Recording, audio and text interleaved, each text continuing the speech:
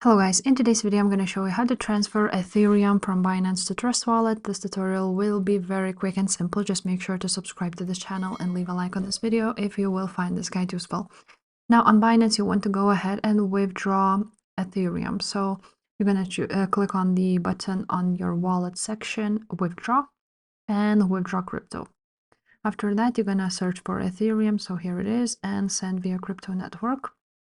Now you will need an address, so you can choose from all of these addresses like Optimism, Arbitrum 1, Base, and maybe, so Base would have the lowest fee, or Arbitrum 1, 2.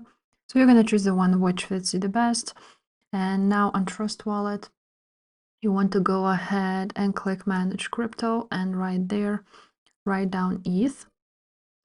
Now, once you will write down ETH, you will see that you have Arbitrum, Base, so you can go ahead and choose one of these because it will have the lowest fee. So I'm just going to choose Arbitrum one and click Receive option.